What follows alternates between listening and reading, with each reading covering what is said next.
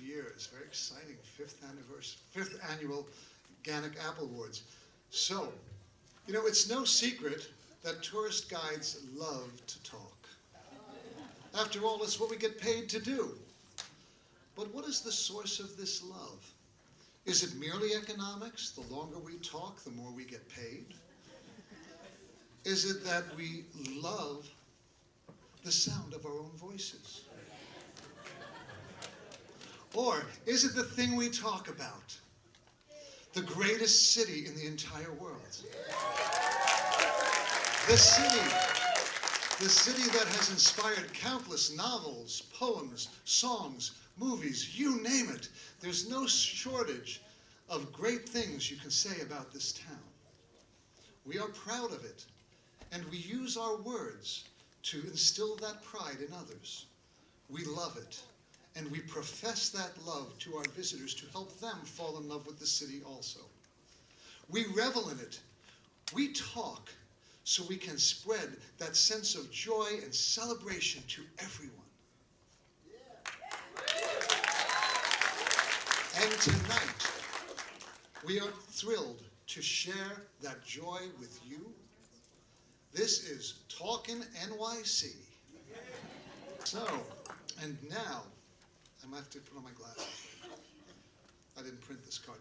Okay, and now it is my privilege to introduce our hosts for the evening. The Myers and Young families know them as Tom and Greg. You know them as the Bowery Boys. Hi, everybody. Hello. Welcome. We're coming to you from both sides here. All right. Stereo sound. Welcome. Let's hear it for Staten Thank you Island. for the intro.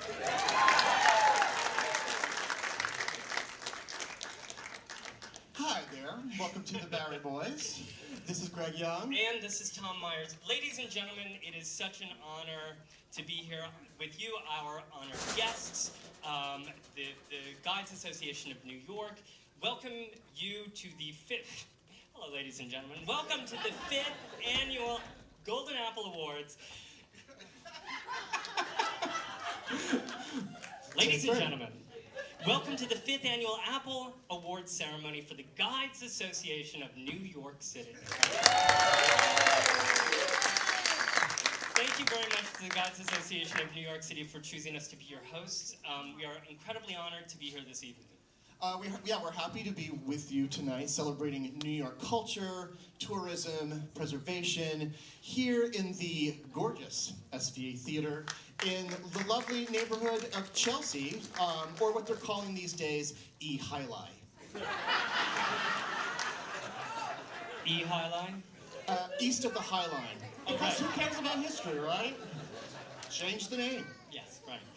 As Michael just mentioned in his opening remarks, Greg and I do host the Bowery Boys New York City History Podcast. In the 12 years since we started the show, we have actually recorded 284 episodes. That's a lot. Ranging from the very earliest days until, just a couple months ago. Yeah, I mean, we started in, 1897 or something? It was like a lot of shows. Well, we're especially delighted to be invited here by GANYC, given that it's, the cool thing for award shows these days not to have any hosts. That's true. Actually, we got a little bit nervous when we were watching the Academy Awards about a week ago, and we thought maybe we were just kind of extraneous, and that Matthew was going to just replace us with a voiceover. But anyway, yes, as some of you know, we've actually started to get into a bit of tourism ourselves. We recently launched Bowery Boys Walks, and thank you. We have the great pleasure of actually working with some of you. 2 of our guides are here, and I will have you know that we have only hired GANYC members. We hope to be hiring and working with many more of you in the future. But we ourselves, we are not tour guides. I mean, sometimes people have assumed that we are, but we are definitely not. No, as you know, the skills of a tour guide are far different from those of a podcast host who gets to just tell stories into a microphone. You know, your job is not just about telling the story of things. Yeah, being a tour guide in New York requires you to wear several hats at the same time and play several different roles all at once, as I'm sure you know. You need to be, for instance, a psychologist, for when you have to gracefully handle that one person who insists that you are wrong about that one little detail. You monster, it is 1857, not 1858. That's a scary voice. Scary voice. Monster. You also have to be a professor with encyclopedic knowledge of everything. Because, do you know if that cornice was made of Tuckahoe or Tennessee marble? And guess what? You know. It's cast iron. You have to be a burn in the burn. You have to be a traffic cop for when you have to negotiate a group of people who have never been to New York City across a crowded street, and to do it without killing them or getting them accosted by an Elmo. Yes. You have to also, be a master improv comedian and know if your jokes are going to land with each crowd, because every crowd's different, right? Yeah, are they getting your jokes? Did you just offend somebody with that Trump joke? You did. You did. You did. You have to be a school principal hall monitor to get some of to get people to stop talking on their cell phones and to stop texting. Although if they want to take pictures, that's fine, and right? Instagram and tag you. Yeah. Yes, we like that. Of course, you also have to have the lungs of a Broadway performer to make yourself heard in the noisiest city in the world. And yes, they can hear you in the back. But most of all, you have to embody being a New Yorker. You are, in fact, a professional New Yorker. That's what you do for a living. That's right. Like it or not, you are actually New York City to your group. You're the mayor, the Statue of Liberty, the MTA, Carrie Bradshaw, and Jerry Seinfeld all rolled up into one. You're also uniquely qualified to know the best of what's being offered in the city. At any given time, you actually know the best exhibits, the best books, the best articles, podcasts, experiences that anybody, local or visiting New York, should take advantage of. You have your finger on the pulse of the city, and that is why the GANYC Apple Awards are so special, because they're chosen by those who are out there telling the city's story every day. So let's hear it for the Guides Association of New York City.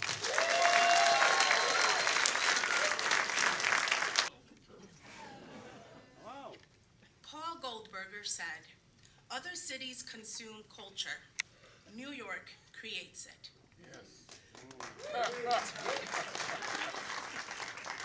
But the greatest culture makers are inspired by the culture they consume in the city around them. And that is why George Gershwin was inspired to base Rhapsody in Blue on the sounds that he heard at Grand Central Station.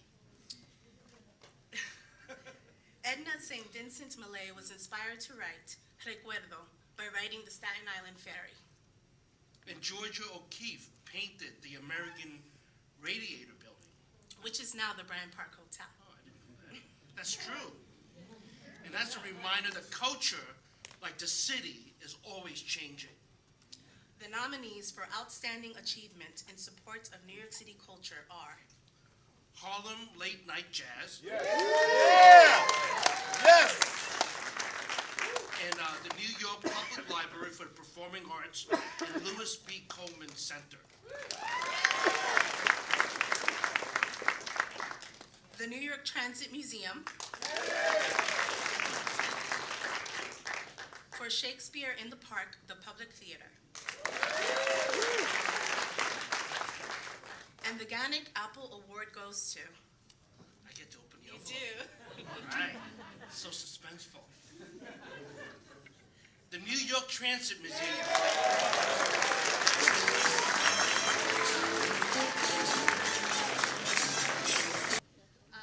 I am astounded much to all of you. We really appreciate your support. Thank you to the Guides Association of New York City. I'm here representing my incredible team at the New York Transit Museum. The New York Transit Museum gets to tell the story of New York through the lens of transportation, and we all believe that New York doesn't exist without transportation, and all of you are part of that. The subway system in New York is one of the most democratic places on earth, and that's why I love it, and that's why I've been there for 20 years. So I just want to say thank you so much for this. I'm really thrilled to be representing the museum, but also thrilled to be in the circle of such wonderful and illustrious other organizations. So thank you so very much. Come and visit us in Brooklyn. Come and visit us at Grand Central. Thank you. Thank you very, very much.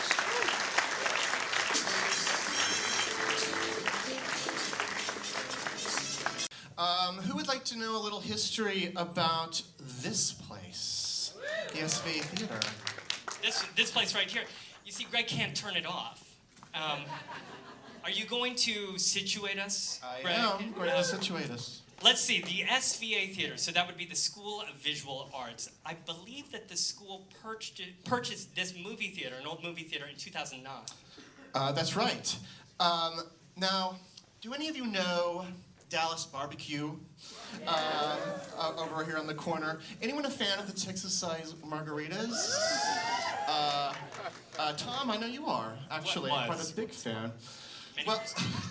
Well, that spot, believe it or not, was the site of an old opera house, the Grand Opera House, which opened in 1868. The legendary robber barons, Jay Gould and Jim Fisk, actually took over the place and were even headquartered there. Then, Tom, get this, Jim Fisk was even shot and killed there, and his wake was actually, his body lay in state there in the lobby of the hotel. Of the Dallas Barbecue. The Opera House, yeah. Right, before it was a Dallas Barbecue. Right. Got it. Yes, yes. Well, in the 20th century, the Opera House became a movie theater, as they often did, but then was demolished in 1960.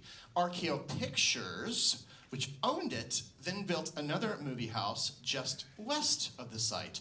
And that would be where we're at today. Some of you may know this as the old Chelsea West Hotel. Chelsea West Cinema, I think that was an old name of it. Yeah. That's right. So, however, it was unfortunately too late to save the Opera House next door from becoming Texas-sized. But fortunately, preservation efforts have come a long way since 1960. To present the award for Outstanding Achievement in support of New York City preservation, see where we were going with this. She just began her 5th year on the City Council and is founder of the Museum of Contemporary African Diaspora Arts. He served in the City Council for 12 years and is president of the Riverside Park Conservancy. Please welcome the Honorable Lori Cumbo and Dan Gorodnick.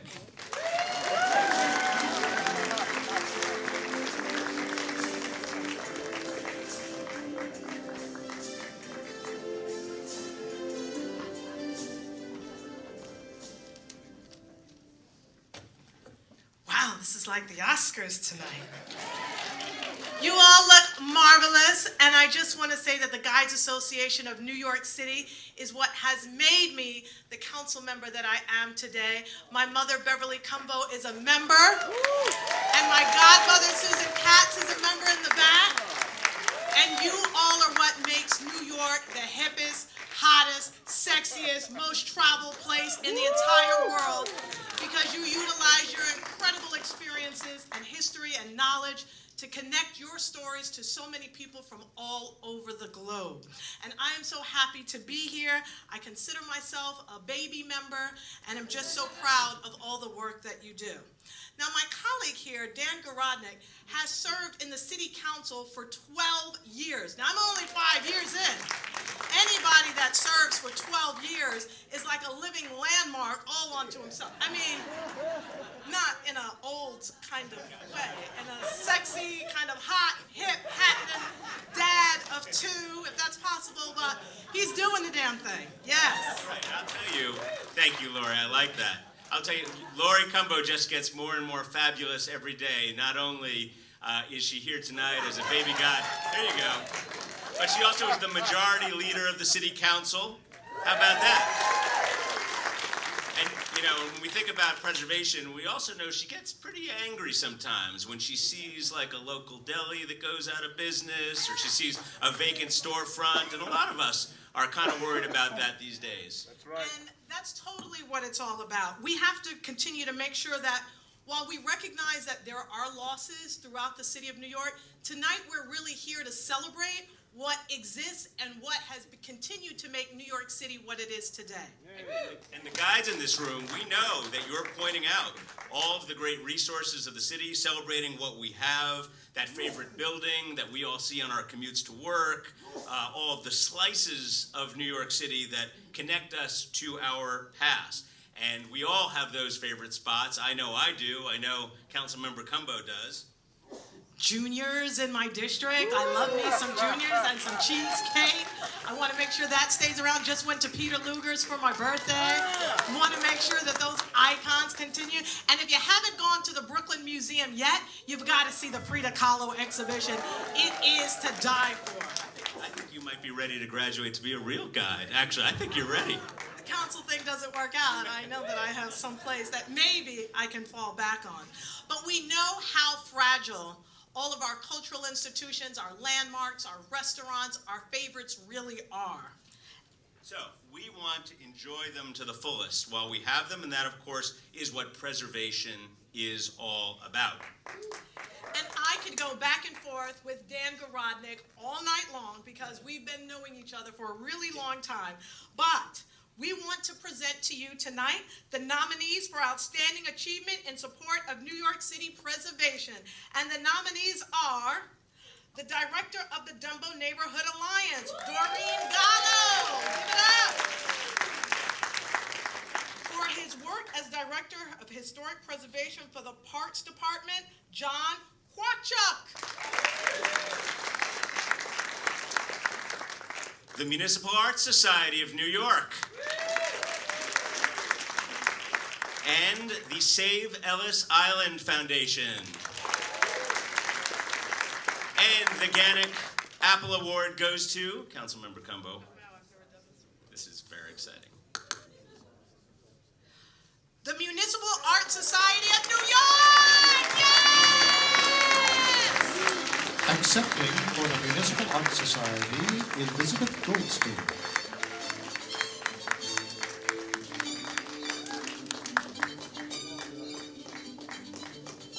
She's totally dressed like she knew she was going to win tonight. Yes!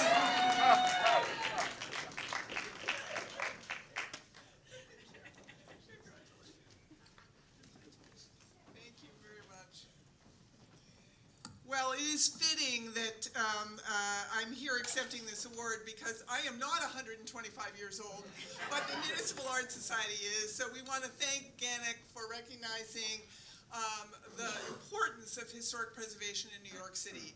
It is absolutely our lifeblood for this organization, but for many of you, it's really the spirit of New York that's reflected in our physical environment. And we're having some bad days these days. We were up against some difficult messaging around historic preservation in this day and age, and I know that we're all the fighters who will turn that around. So thank you for this award, and thank you so much for all of your hard work in making preservation our daily bread. I suppose that we will take this opportunity to present our own Apple Award.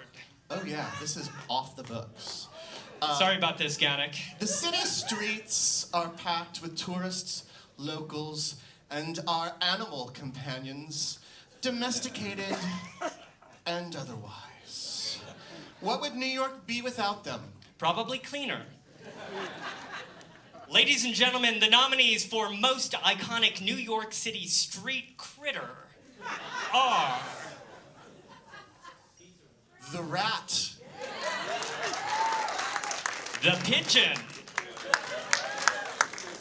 The squirrel. Or the water bug.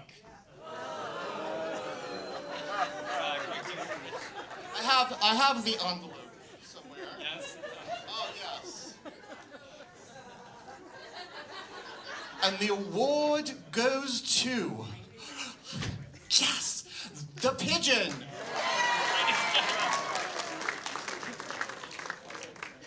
I'm sorry, we've just been informed, actually, that the pigeon couldn't make it tonight. He's home nesting. Here to accept the award on his behalf is Mr. Bird Reynolds. Bird Reynolds, everyone. Look, here he comes. Here he comes.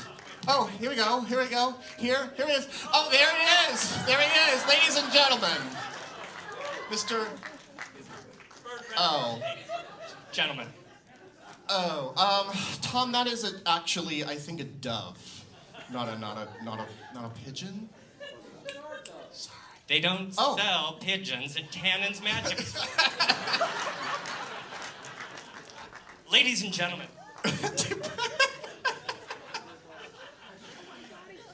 To present the award, myself. There is an award. To present the award for outstanding achievement in support of New York City tourism, we have 2 licensed tour guides, GANYC members, who understand the tourist perspective.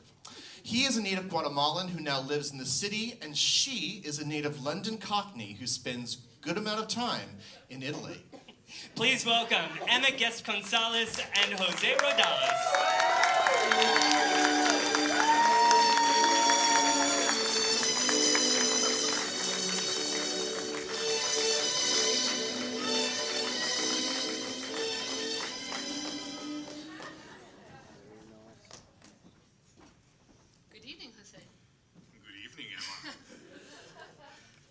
So much time in Italy? Well, the handsomest man on earth is from Italy. I met him there, married him there, and brought him here. And what about you? What brought you to New York? I met the most beautiful girl in the world, and I followed her to New York. We got married, and now our parents to the second most beautiful girl in the world. So, love inspires travel just as much as travel inspires love. Absolutely, and it's natural enough for us to love the people and organizations that make travel a special experience. And so the nominees for Outstanding Achievement in Support of New York City Tourism are President and CEO of NYC & Company, Fred Dixon. The Lower East Side Jewish Conservancy. The New York City Marathon. And the head of sales at Stature Cruises, Paul Torres. And the GANYC Apple Award goes to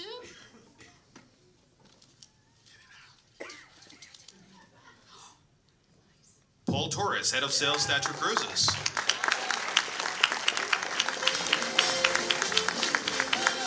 Paul Torres is not here to accept his award. We'll be selling it in the lobby at the end of the show. Or I'll take it. We'll see. Now, for an actual surprise. Real surprise.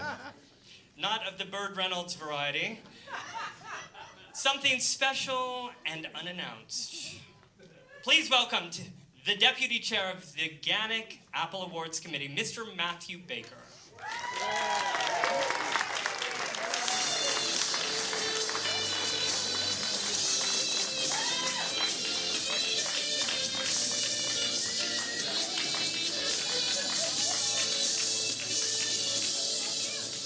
Greg and Tom are absolutely right. I am not supposed to be up here right now. You look in your program, you don't see me listed, but if you look in front of me, here I am, and I got a trophy in my hand. Now, that's a very special thing.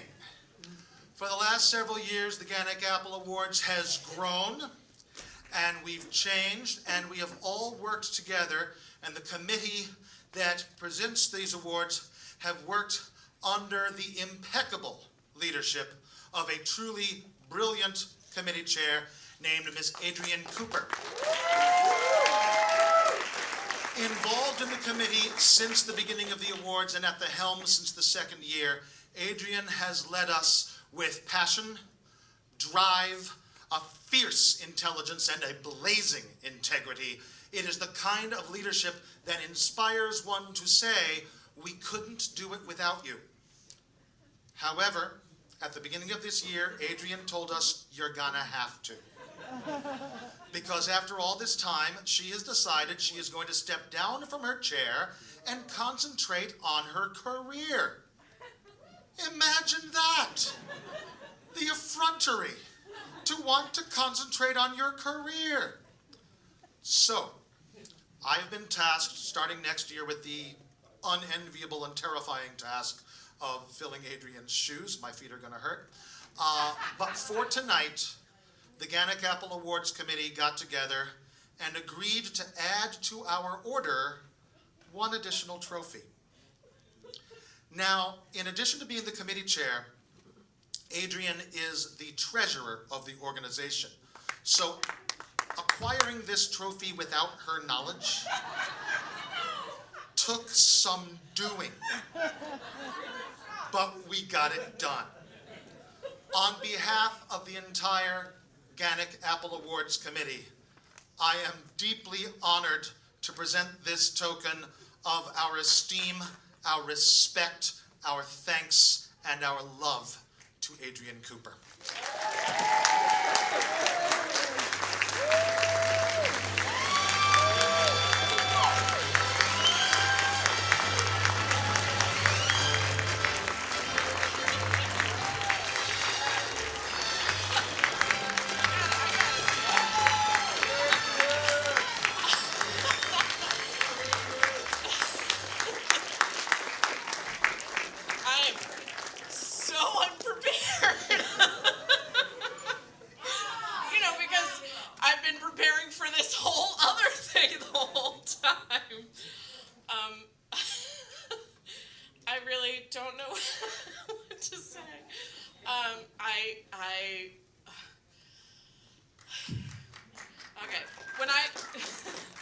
When I joined GANYC, it was interesting for me to join GANYC because my mother had been a member and there were a lot of complications with that beforehand, which old members know. I won't get into, but she encouraged me to join GANYC, and in fact encouraged me to join the board. And when I joined GANYC, there were a lot of committees that I thought, oh, okay, maybe I'm into that. But when I heard about this awards committee thing with my background in event planning and catering and all that, I was like, I can do that. And then I really did, like way too much. But I'm so proud of this thing that it's become. And I'm so grateful for the opportunity that all of the members have afforded me to lead this event. And I think that it just is going to keep on growing as it has so far. And I know that Matt is going to do a wonderful job because, yes, give it up for Matt.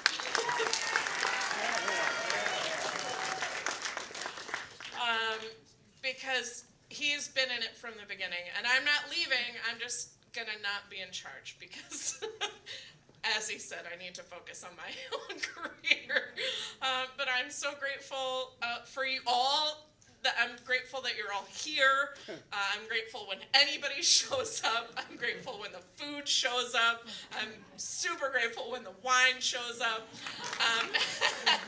And I'm so happy that I finally got the Bowery Boys to host. That's all I want to say.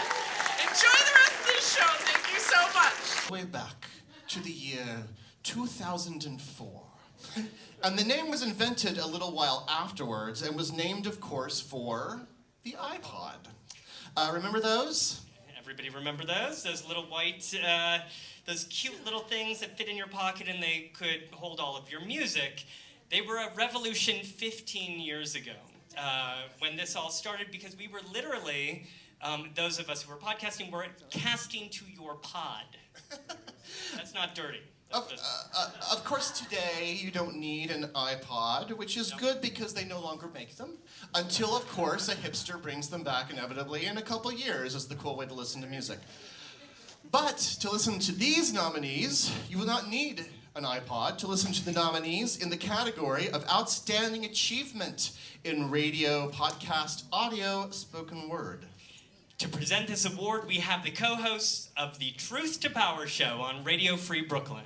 Please welcome Claire Van Winkle and VJR Nathan.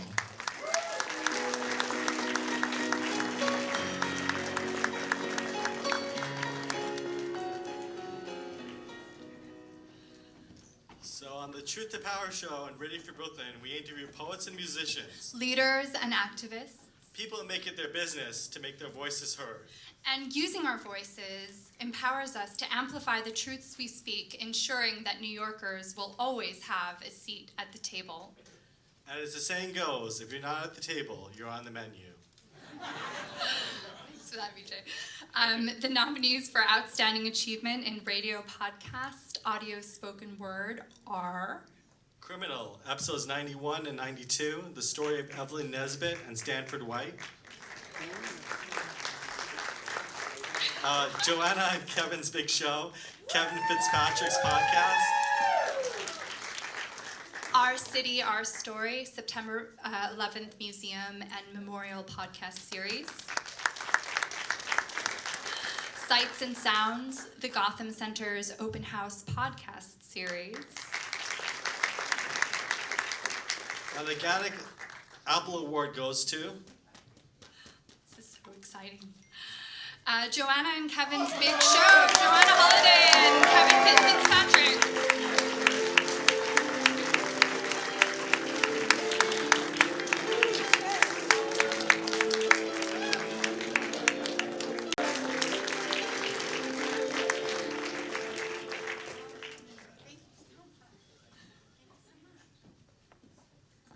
Wow, this is super cool. We brought a posse with us, and I actually didn't think we were going to win, so I didn't prepare anything. But I'd actually like to dedicate this to my grandmother. Grandmother Ada was older than the Flatiron Building, and she was everything that I thought New York was, and this was a place that I wanted to be no matter what. And I was voted most likely to be living in New York City. And I've been living here since I moved here in 1988. And I've become a little bit jaded. I would say, I don't know if it's so much about New York, but I've just become a little bit jaded. And this podcast has really brought back everything that I love about New York to me. All the people that we've met over the years. I've known Kevin for 25 years, and we've met some really interesting people, and all of those people have been guests on our show. We have 2 guests here tonight. Francine and Chet are guests here, and I think that it's really been a great experience having this podcast and getting back to the heart of why New York is such a great place. I just want to say that we couldn't have done without Joanna. Joanna's been a bartender for 25 years, and everything she learned at the bar she's brought to the podcast. And I could not do a podcast by myself without Joe, so this really goes on your mantle, or maybe at the bar where a lot of people will see it. Thank you very much to GANYC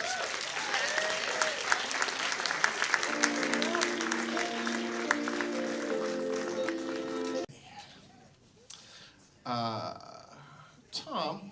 Yes? Are you reading anything fun there? Well, actually, funny you should ask me, Greg. I'm actually preparing for this week's show that we're recording on Wednesday on the history of Boss Tweed and Tammany Hall. Tweed Courthouse, yes. I am deep in this. Let's hear it for Boss Tweed. That's an appropriate response, really. Yeah, I'm deep into this history here, this Valentine's Manual of Old New York from 1919. From the Jefferson Market Library Greenwich Village collection here at JML. Yes. Yes. Yes. So it's okay. I'll just keep going. You know. Yes. Sometimes, however, the problem is, and many of you who read these kinds of books know, the problem is that sometimes you get really deep into research and you lose track of time. As in, like, time flies by. No, as in, you don't know which century it is. I mean, that is actually a true thing, and quite honestly, sometimes I wish I could forget what century it is. What, and go back to the old days when robber barons and crooks ruled this country? Anyway. Well, I mean, maybe you should read something current for fun. Maybe something other than a Valentine's manual of old New York. Well, that's just the thing. When I do read something that's not 100 years old, I'm probably reading something that's on one of the websites that is nominated for this next category, all of which we adore. Oh, absolutely. To present the award for Outstanding New York City Website, we have a 4-time GANYC Apple Award nominee as photographer and journalist for Curbed, and he's just become a dad, and he is completely sleep deprived. So please put it together and welcome Mr. Nathan Kensinger.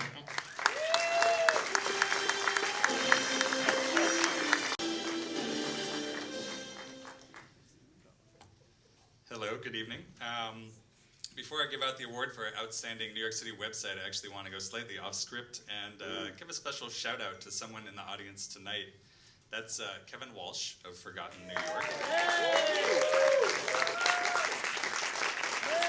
Kevin won this award in the first GANYC Awards that were given, and he's celebrating the 20th anniversary of his website this month.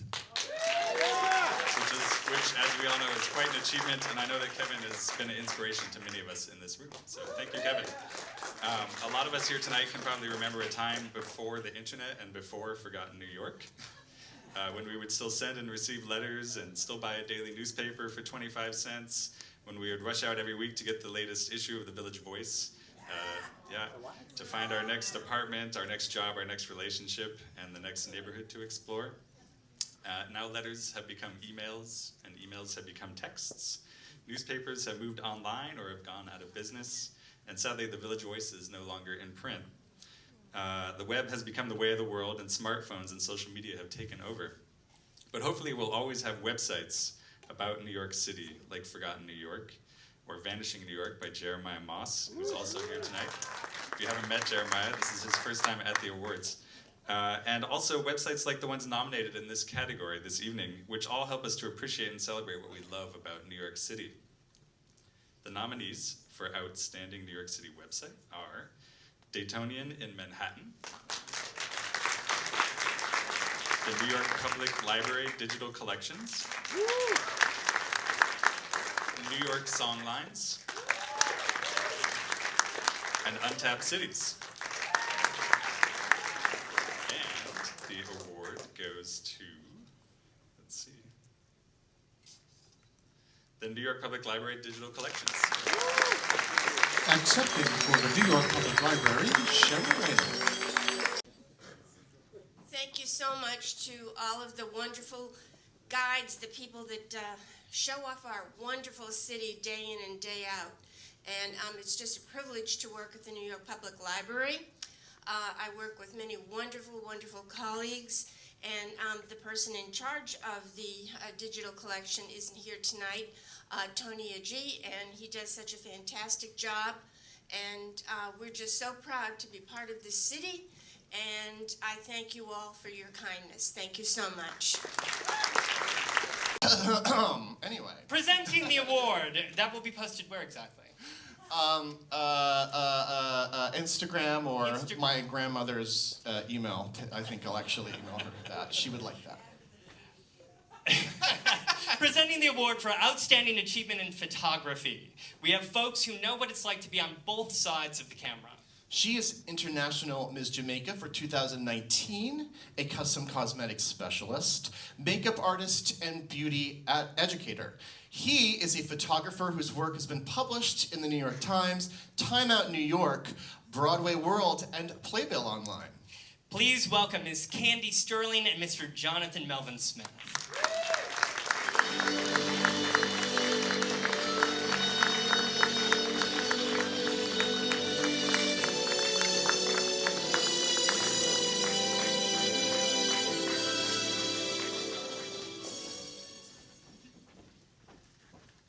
New York is the city of Madison Avenue and Newspaper Row.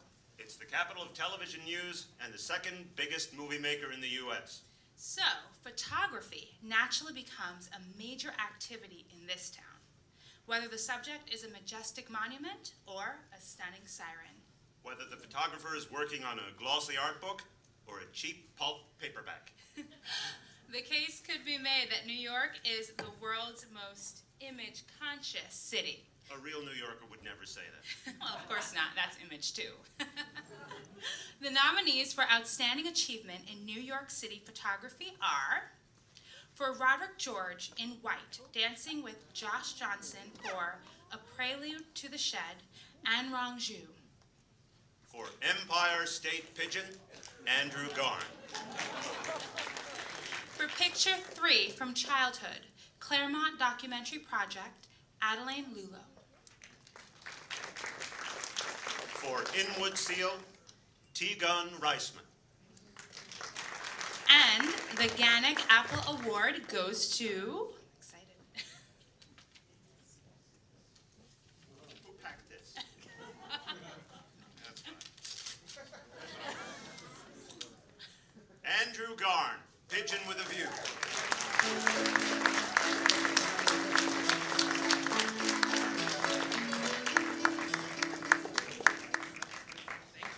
Quite a surprise. I just wanted to thank a few pigeons. Oh, wow, there's actually a prize. Thank you. Thank you. Okay. Russ. So I just wanted to say briefly, as a native New Yorker, I'm always looking for new New York subjects. And about 10 years ago, I had an aha moment, and I said, pigeons. What about pigeons? And from there, I started photographing them diligently, and in the course of shooting the photographs, I actually really fell in love with them. I fell in love with their beauty, their perseverance. They're really New Yorkers. You know, they're tough, they're gritty. They really are. I mean, they have so much personality, and only a pigeon could be the official bird of New York. Right now, I'm going to nominate that. But one of the most important things is not only to show beautiful portraits of pigeons, but I wanted to have the book as a sort of calling card, a public relations vehicle for pigeons, to say, hey, we're really beautiful, appreciate us. So I just want to say the next time that you see a pigeon or a flock of pigeons flying through the sky, step back and appreciate their grace and their beauty and the way they enliven our city. So that's it. And thank you very much. Thank you for, I'm not sure how to pronounce it, but GACNY, the Wild Bird Fund, which is very important, Nina Roberts, Platypus, and all those beautiful pigeons. Thank you. Things of the GANYC Awards. You know, it's like... Oh my goodness, that thing's back. All right.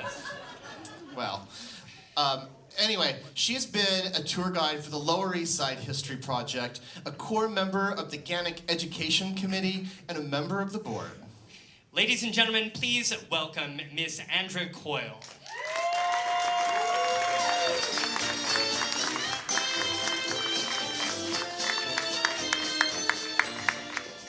Hello, everybody. So while the GANYC Apple Awards are now in their 5th year, thanks to Adrian Cooper and the whole team, the Guiding Spirit Award has reached its 4th.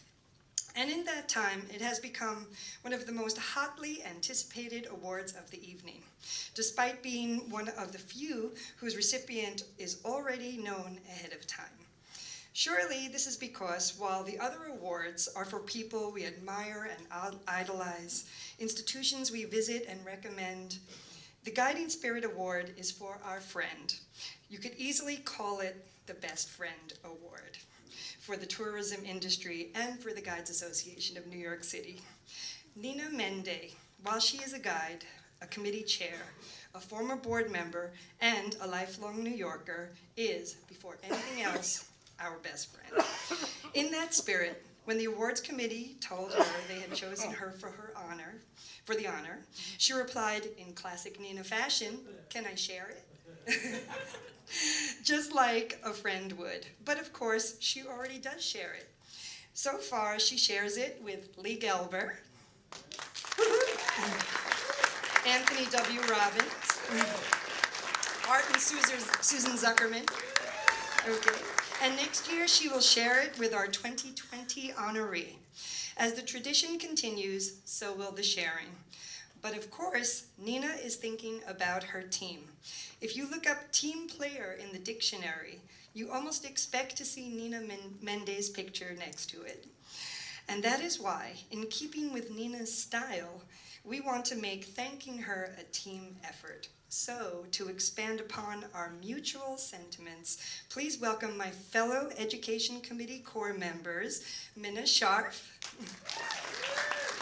Bob Gelber, and Susan Birnbaum.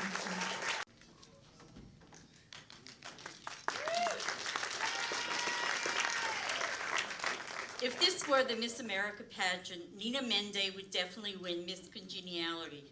Her calm demeanor and selfless attitude, leadership in cheerleading has enhanced the mission of the GANYC Education Committee since even before she became the chair in 2011.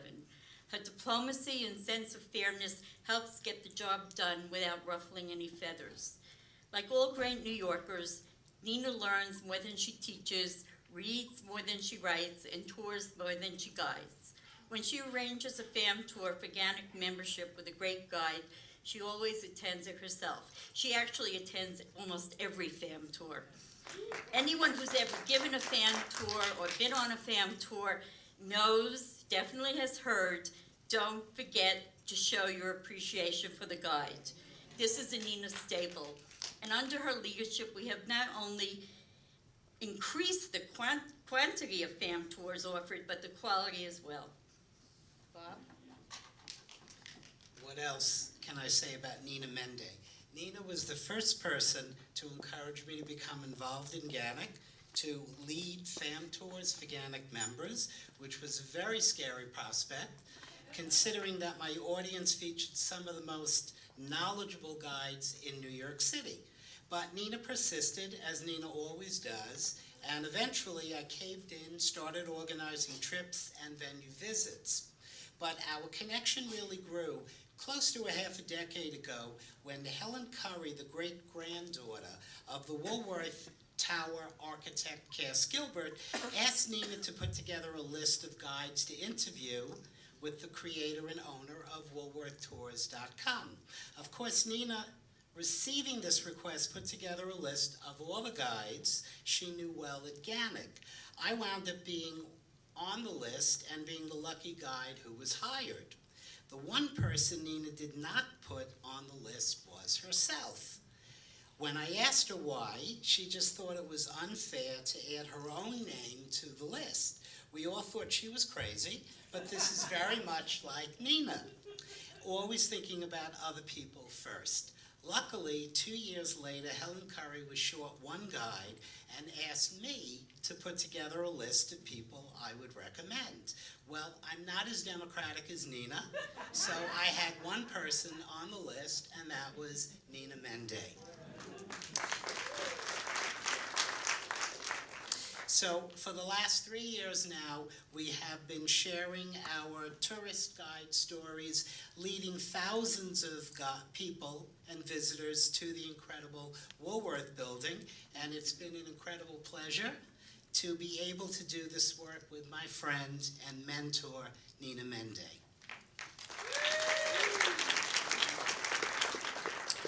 Though we were different in many ways, Nina and I instantly connected and became fast friends the first day we met at the Center for Jewish History in 2006.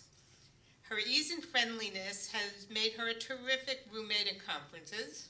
We have shared many a tour together, and our mutual interest in trying new foods and restaurants made her my go-to person when I need a guide for my own company, which conducts food tours. Nina and I served on the board together for 3 terms, starting in 2010, when we were elected the secretaries. In those days, there were no designated recording or corresponding secretary. In true Nina fashion, she took on the major responsibility of the recording secretary, and I was the corresponding secretary, and the work has been divided in that style in subsequent boards ever since. In 2010, the board had an immediate crisis when the newly elected president decided to step down. That made for an interesting initiation. I remained on the board for 6 years, and Nina remained and became a vice president. During the time, Nina has always looked out for me and the other members of our team, whether we were working as members of the Education Committee, the board, or simply fellow professional guides. She has been supportive, encouraging, and exasperating, as she always puts others before herself. She's the voice of reason and a loyal friend. She truly is a guiding spirit.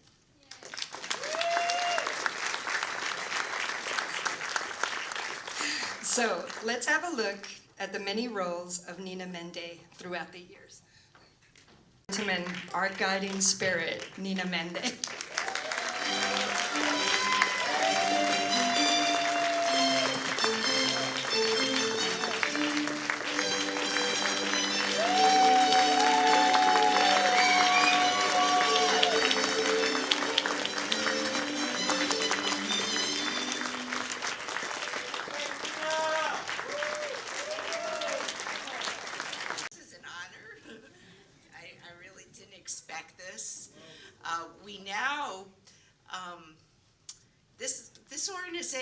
We're professional tour guides. We want to get paid, we want to be respected, but the paradox is it's run by volunteers. So it's fueled by people who feel so strongly about this organization, they work for free, you know? And when it was mentioned that I get this award, I said, oh, I'm not a brilliant like Lee Gelber or Tony Robbins or the Zuckermans. I don't have a business like them. And then I kind of thought and I said, you know, okay, I'll justify this. Volunteerism, that's it, that's it. And I kind of fell into this with the Actors Work Program. I wound up working on the double-decker buses, which is a very democratic experience. You're thrown in with tour guides from all over, and you're dealing with people from all over the world who is their first experience of a tour guide. Now, I never met a tour guide until 2005, a licensed New York City tour guide. Isn't that amazing? A native New Yorker never meeting a licensed, and now I see tour guides all the time. But it's just an honor to be a part of this organization. And the kind of magical thing about when you're not getting paid and you're doing things out of love is that there's all kinds of creative things kick in. I mean, eventually you want to get paid, but and so we have this Apple Awards, and I've been a supporter of this wonderful Apple Awards. This great committee, Adrian, I think Sal Bobley was and then Adrian and Matt and so, you know, I did my share too. You know, I would be ushering and code checking and such. In fact, I have something in common with the Guiding Spirit Award winners last year. We both, the Zuckermans, wherever you are, Art and Susan, we both were assigned code check. And this year, you know, I said, wow, you know, what's that about, you know? But this year, when I came in and I checked my coat, there they were, Guiding Spirits, checking coats again. So that's how special this organization is. It's amazing GANYC, just amazing GANYC, sort of like Amazing Grace, you know? A wonderful place for tour guides to learn and develop. And I just want to thank people, all the board members I serve with, all the committee chairs who work, all the contributors to the Education Committee. And now we have so much a variety of activities that we never had before. We have networking happy hours and so on and so forth. And we're very tourism ready. We have Harvey Davidson now is elevated, and we finally have someone who is on the board of New York City and Company. Isn't that great? So we thank you so much for this very special honor. What's very interesting about going on these tours is tour guides become a part of your DNA. You know, you kind of absorb their knowledge, and it's really great. So thanks again. Tom, I'm noticing that you're doing a lot of reading back at your seat there. What are you reading now? Oh, just a little bit of light reading. Actually, funny coincidence, Greg. These 3 books just happen to be the nominees of our next category. Oh. Well, we wanted to give all of you here a little bit of an assignment. We want you to go out and buy these books or go out and check them out at the library, read them and enjoy them. Go, and just generally speaking, go out and celebrate writers who celebrate New York. Talk about a novel concept. Thank you. It is time to recognize the outstanding achievement in New York City fiction. This gentleman just had a smash hit on Broadway with a play that is all about the difference between truth and fiction. Please welcome co-author of Lifespan of a Fact, Jeremy Carrigan.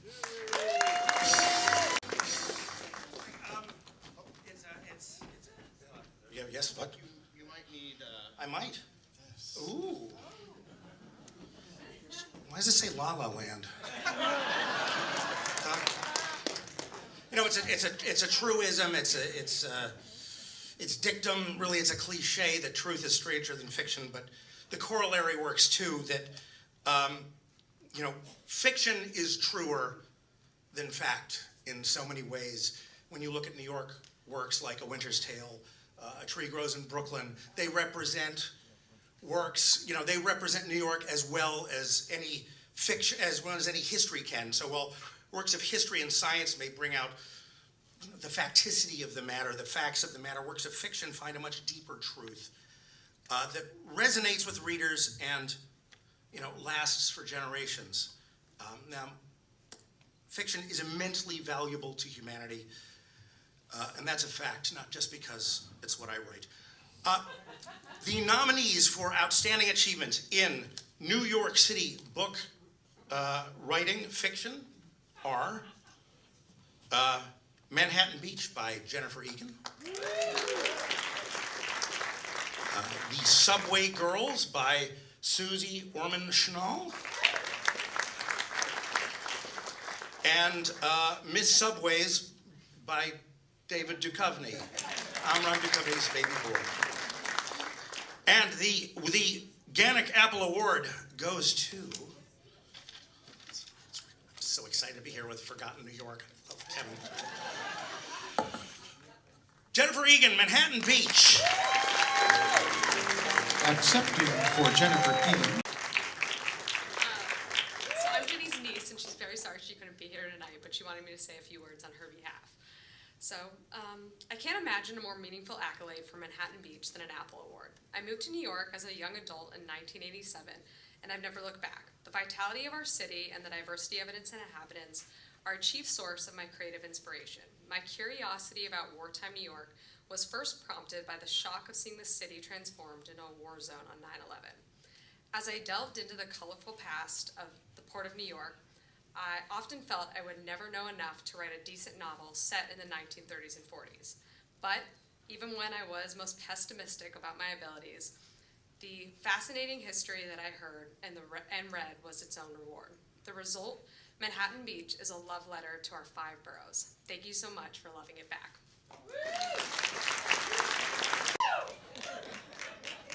Mulder. Mulder. Sorry, I knew it's not the right color, but it's what I could find at Party City. It's a Little Mermaid wig. But it works. Scully, did you hear? Aliens have landed in Nolita. Extraterrestrials they've invaded St. Patrick's old cathedral. They're destroying Nolita. Mulder, how many times do I have to tell you? There's no evidence. Of the existence of aliens? Oh, there might be aliens. No, there's no such thing as Nolita. It's Little Italy.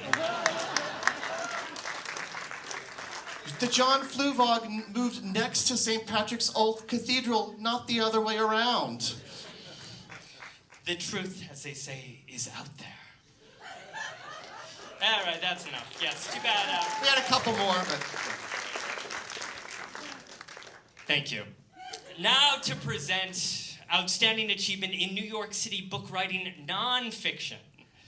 We have the founder of the Poetry Society of New York and the Poetry Brothel, and the editor-in-chief of Milk Press. Together, they and their colleagues also produce the New York City Poetry Festival. Please welcome Stephanie Berger and Jackie Braget. Boy, how are we gonna follow that Mulder and Scully bet? Yeah. Dibs on Mulder.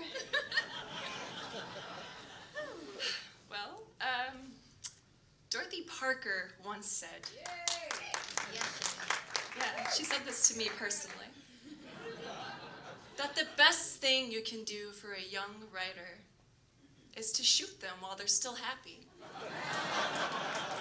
Writing has never been a casual endeavor. We write because we absolutely have to. And writing is a matter of identity.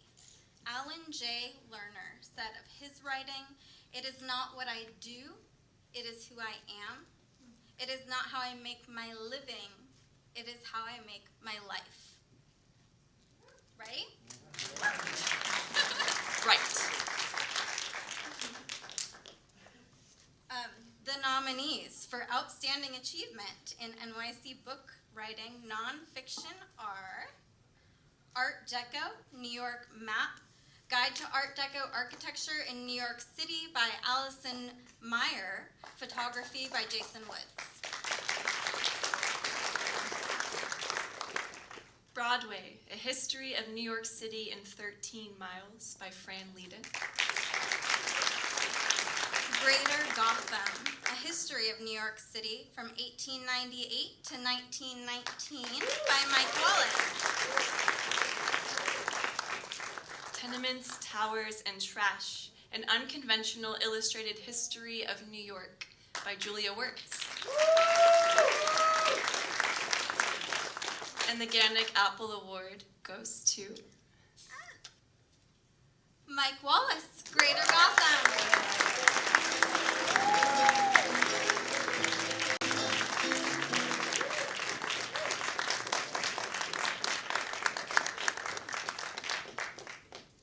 Thanks so much for this. I owe the honorable profession of tour guide several things. One, for a short period of time in the 80s, I think it was. For an historian, I'm notoriously foggy on names and dates.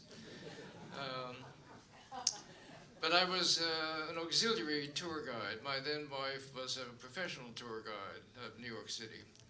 And I would go along on her walks, and my job was to carry the boombox and put it on my head when we had big crowds, which we often did.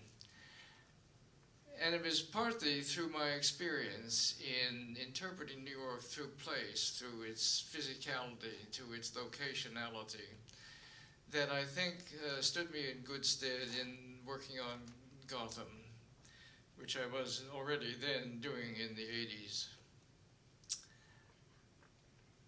All too often, history can capture spirit, can capture moving forces, can capture the clash and dynamics of various social organisms. But it's remarkable to me how seldom those things in history books are not grounded in place. And I think my decision dates to my short, brief period as an auxiliary tour guide. In all of the thousands of pages, sorry about that, glad you didn't have to carry it to the podium. I locate things. I give addresses of buildings, of places where events took place. And it's not just pedantic. It builds slowly a sense of location and a sense of historicity is grounded. And you get the feeling not only for taglines, for oh, so-and-so slept here. But you get a sense of the physical dimension of the dynamics of relationships between groups in a way that brings them alive in a way that's, I think, too seldom done. So my thanks both for this honor, and I thank the profession for its contribution towards raising popular awareness and consciousness of the history of our city. Thank you so much.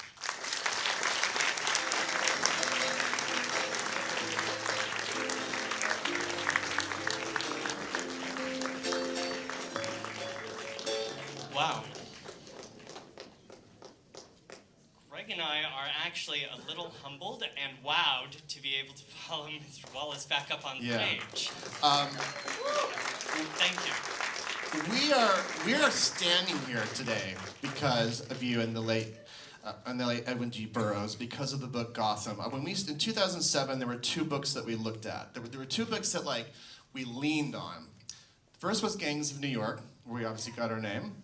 And the second one was Gotham. And Gotham isn't a book, it's an ocean. You know, it's the first time you look into it, you may drown a little bit, but it is something that we return to again and again. It is the most important book on my bookshelf. I can say the same for Tom. And we just have to say thank you so much for inspiring us, inspiring our career, and sending us into this direction. We absolutely appreciate it. It is always on our desk. I think it's fair to say. Sometimes it is holding up our desk. Yes. Yes. Now we're going to move on to present the outstanding achievement in article, essay, and series writing. She is a comedy writer whose work has appeared in the Daily Dot, Galore Magazine, Adweek, and Code Black Report. Please welcome Miss Millie Tamarez. Is a city of big personalities and big stories. That is true in the world of journalism as in anything else. Those writers who have etched out a life in reporting or editorial and choose New York as its place to do it are as diverse as the city itself. From the heroic, such as Nellie Bly, to the inspired, such as Joseph Mitchell or Ada Louise Huxtable, to the beloved, such as Peter Hamill or Nora Ephron, to the feared and reviled, such as Walter Winchell. You guys, I think you know these references. I don't. I'm just the hot blonde here. Right? You guys know this. New York City journalists form their own casting characters and their own varied perspectives on the drama that is the Big Apple. The nominees for Outstanding Achievement in article / essay / series writing are Kevin Baker for Death of a Once Great City, The Fall of New York and the Urban Crisis of Affluence, Harper's Magazine. Affluence is a crisis, I am very poor. Carrington Morris for What Climate Change Means for Urban Farming and Gardening, and that appears in Edible Brooklyn. Jeremiah Moss for How to Bring Back Mom and Pop, New York commercial rates are out of control. Here's how to restore sanity. And that appeared in the New York Daily News. And Christopher Robbins for The Village Voice is Officially Dead. And that appeared in Gothamist. And the award for Outstanding Achievement in essay / article / series writing is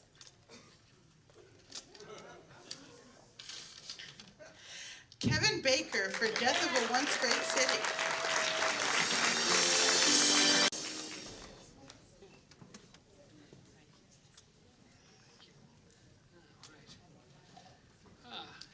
Well, thanks very much. I'm deeply honored and very relieved that somebody is paying attention to what's going on in the city. I'm especially honored to be recognized by the Guides Association of New York City. Over the years, I've done a fair amount of amateur guiding myself, or as my wife prefers to call it, walking around like being a big know-it-all. in the service of educating outward bound teachers and to promote my own books, which I know is nowhere near what you guys do day in and day out. What I was writing about in the Death of a Once Great City is what truly makes New York a city we love so much, and how that is being sold off to some of the worst people in the world today, and exploitive enterprises such as Amazon.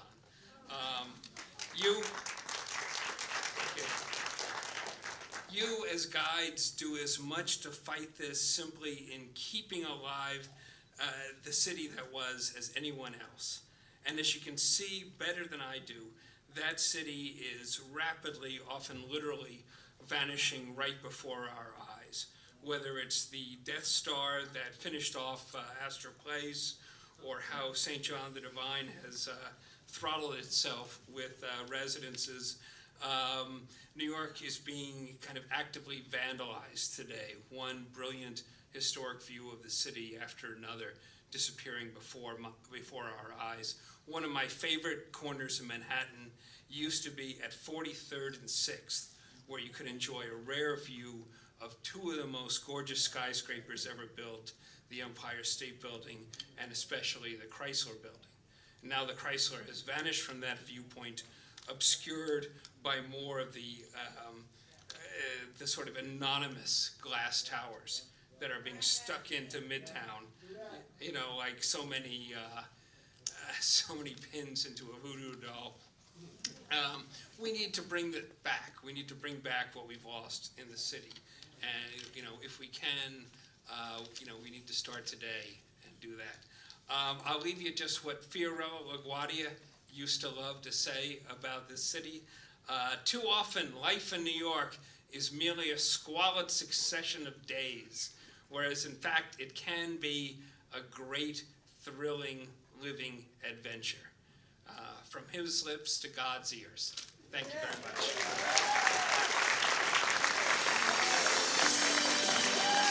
Hosts, and I have to come back on the stage, but it was amazing. This lovely lady is an actress and singer whose cabaret show, a comprehensive tour of New York City from the comfort of your $20 minimum, rocked the Laurie Beachman Theater last year. She is also a tour guide and GANYC member and a tour ambassador at One World Observatory. Please welcome Megan Murad.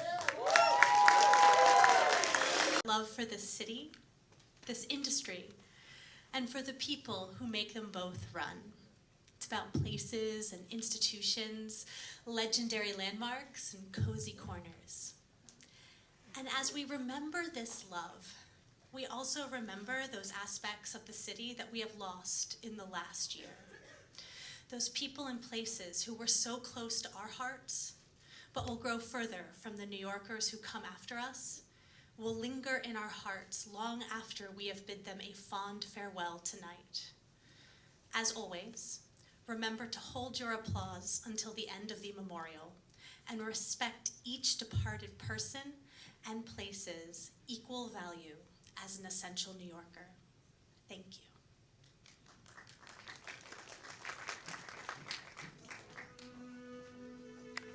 Wonderful to see all those old friends one more time. Yes, and you did notice, however, I would like to just add one more to the places list, Greg. Really? I don't know, seemed to get pretty much everything. No, the Amazon campus in Long Island City.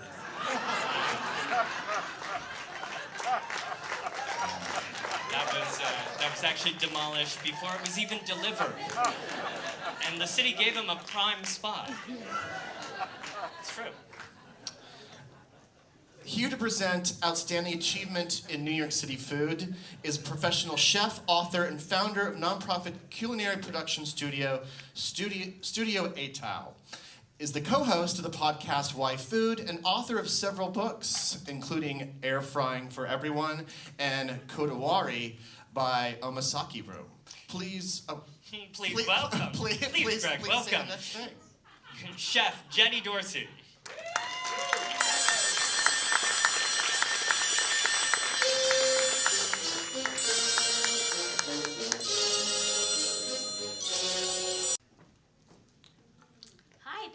much for having me here tonight. There's nothing more fundamental than food. It is not only what we use to keep our bodies alive, but also how we advance and enhance our society and our culture. If you want to solidify a friendship with your neighbor, you invite them to dinner, or you make them dinner. If you want to close a business deal, you arrange a lunch meeting. If you want to congratulate someone, you raise a glass to them. Food is always an integral part of the equation. The nominees for Outstanding Achievement in New York City Food are the James Beard Foundation's Impact Programs, Ovenly, a woman-owned, socially conscious bakery chain in New York City, Rethink Food NYC, and Seymour's, serving local and sustainable seafood. And the GANYC Apple Award goes to Rethink Food NYC.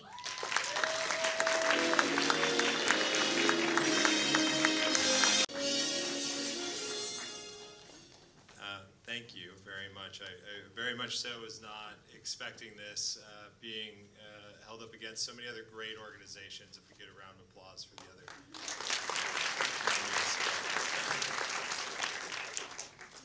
I am not a New Yorker. I grew up in Wisconsin, and I've been in this city for 5 years, and for the past about year and a half, 2 years, I've had the great pleasure of serving wonderful meals to all the great New Yorkers that live here, whether they are well off enough to dine at fine dining restaurants or they're just looking for a good bite. Rethink Food has repurposed excess food for over 30,000 people. We're very happy to do it. Thank you so much. Thank you to the Guide Association, and thank you so much. This is very humbling. Thank you. She is Deputy Director and Chief Curator at the Museum of the City of New York, on whose behalf she has accepted 3 GANYC Apple Awards. She also serves on the advisory board of the American Social History Project and is editor of New York, The Story of a Great City. Please welcome Dr. Sarah Henry.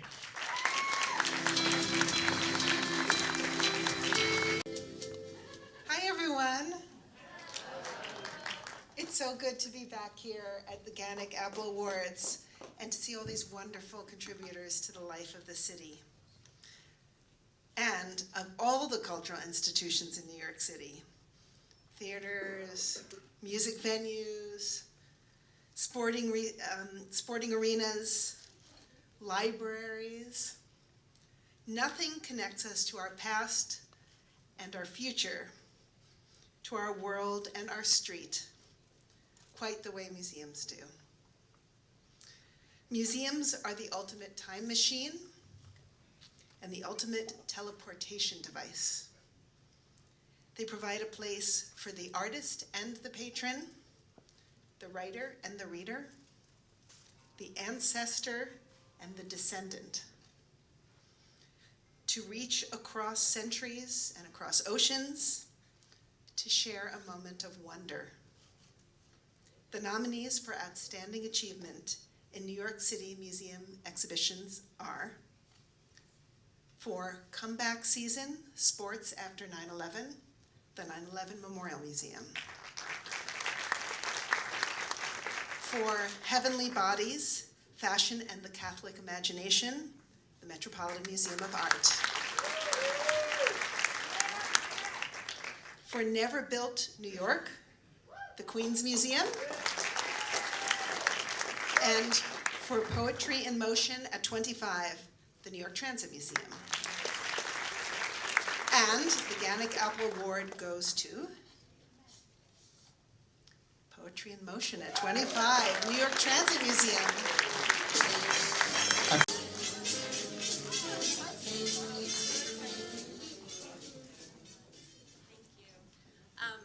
Thank you so much. thrilled to be back up here, and especially thrilled to accept this award, especially because all of those shows were extraordinary and amazing, along with so many other great cultural offerings that we have in New York. The Poetry in Motion program is something I've been involved with for 20 years as part of the MTA. It's my favorite program in New York, and I think it belongs to all of us, and it's a favorite of many of us. The show at the New York Transit Museum was the very first time we were able to showcase all of the poetry in motion that had been presented in the subway system over the past 25 years. And I want to thank my colleague who's here tonight, Emily Toder, our wonderful, amazing archivist, who helped to coordinate and pull together that collection.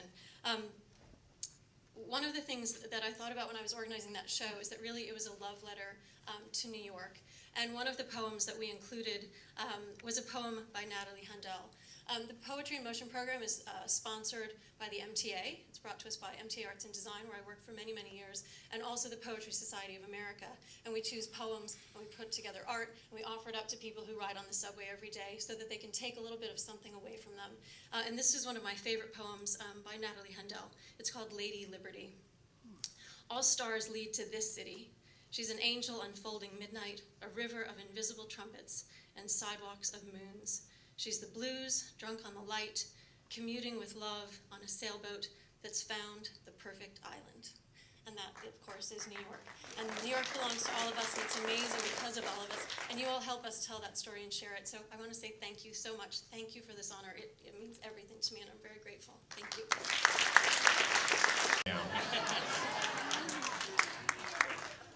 That is my kind of night.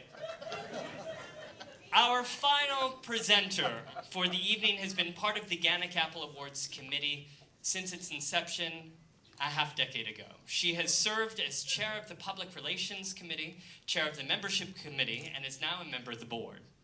She is the founder of New York Broadway Tours, where she combines her guiding skills with her background in musical theater.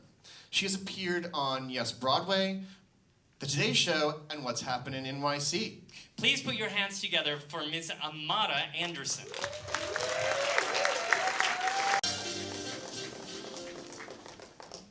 Hello, good evening. Super excited about this. If the average New Yorker hears the name Roseanne Seelan, they might need a minute to connect the dots. But if they hear the Drama Bookshop, whether they're involved in the theater or not, they know about the charming mecca that has drawn artists in for the last 100 years. Roseanne Seelan has been the most crucial part of that institution for 50 of those 100 years. In that time, she and her shop have nurtured the careers of countless actors, writers, directors, musicians, designers, and other people who work in the business we call show. For generations, thousands of young artists flocked to New York City from everywhere, seeking a life in the theater. I was one of them. Roseanne was one of them too. I came from Florida, she came from Texas. And we both found the homes we were seeking. Not quite the way we had first imagined. I came to New York 11 years ago, searching for my tribe. I was an actress and singer, scouring audition notices and backstage in Playbill. Big box stores like Barnes & Nobles and Borders only had the mainstream shows in their theater sections. I don't remember who first said to me, "You gotta visit the Drama Bookshop," but I will always be grateful to them, because there I found my material and I found my tribe. I didn't know then that the person I had to thank for this incredible atmosphere of art and support and family was another young lady who had come to New York as a dancer, gotten injured, and needed a job. Roseanne walked into the Drama Bookshop expecting to work there for 6 months. She's been there ever since. For that reason, at the shop, she met Arthur Seelan, who had purchased it from his retired founder, Marjorie Seligman. Marjorie had begun the enterprise in 1917 on a bookshelf at the Drama League. The Sealians ran the shop together until Arthur passed away in 2000. The following year, the shop's basement level theater opened and was named for him. Roseanne has said, when she first came to New York, she didn't know anything. She really depended on the store, and not only for the acting resources, but for a lot of other things. It's more than a bookstore. It's a theater place. When people come there, they don't feel like strangers.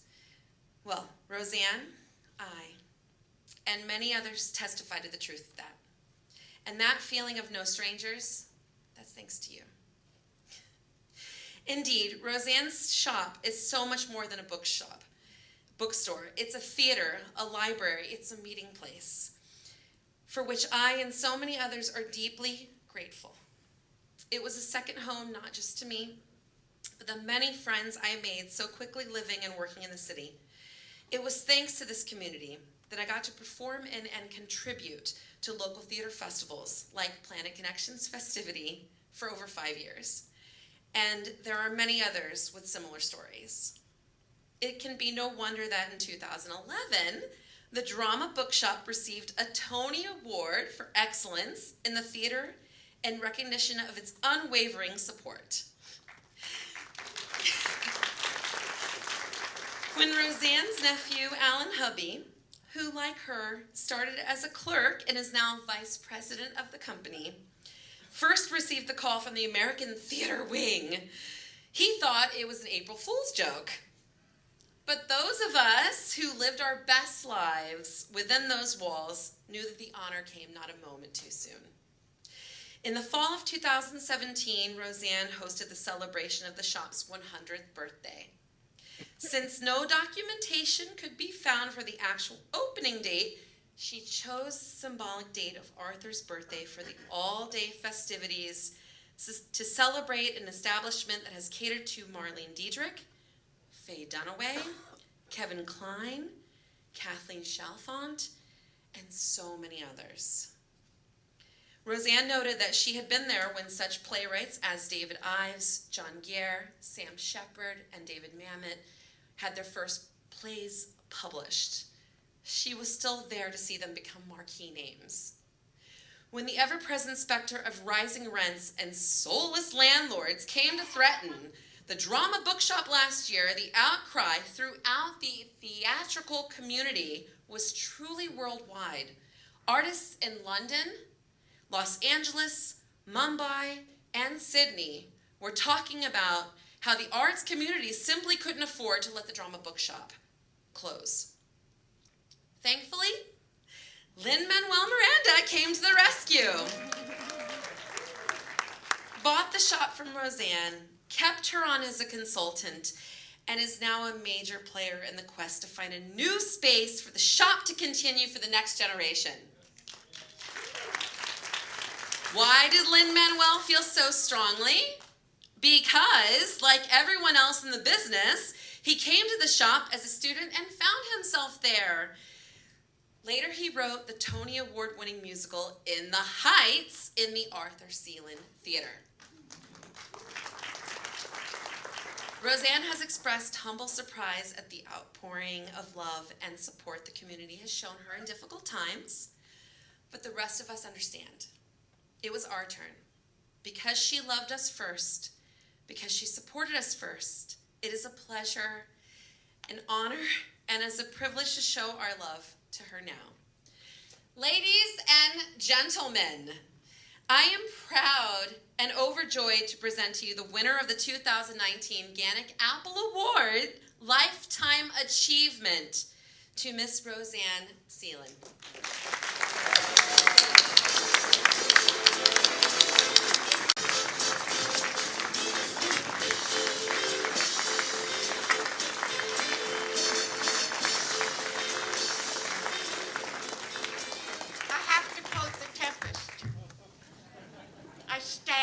Amazed. When I was 12 or 13, I was standing at the top of the stairs in the house that I grew up in San Antonio. And I said to my sister, well, I yelled at my sister. I said, I'm going to New York and I'm never coming back. And I did that. I did that. my beloved city, my beloved store. The guides of this city, by the way, they know the history of our beloved city. They tell its story. They know all its secrets. I thank you very much for this honor. The bookshop, we just heard the whole history of the bookshop, which I was prepared to tell you, so I won't repeat it. But I think the original founders would have been confounded about all the things that have happened to it over the years. We wanted this place, particularly my nephew, Alan, has worked so hard, creative genius that he is, to make this place a place that was a safe haven for the people in the theater, the young people coming in to pursue careers. I mean, okay, what were we? We sell books. We sell tools of the trade. We're a hardware store, in a sense, but we wanted to be a really safe place for the young people, like it was to me when I came in. I didn't know anything. I couldn't understand what people were saying to me. But I love this city, which has given me such a great opportunity. And I love the future of the shop, which will definitely be here. And my dear friends Lynn and Tommy Vale and all the wonderful people who have made the shop work. You know, like everything in the theater, it's not one single person standing up there and doing everything. It's the playwright and the designer and the director and all the other actors, even the ushers in the aisles. And it's that way with the bookshop. Not only young people who've come through the doors, but all the wonderful people who've worked there, like our present staff. I hope that they will all be a part of the new bookshop. They always, no matter how long I've been there, they have always enlightened me with their enthusiasm. And I keep saying, why are they working here for so little money? But they seem to love the place as much as I do. Anyway, my name is Roseanne Seelan, New York City bookseller, and I'm still here.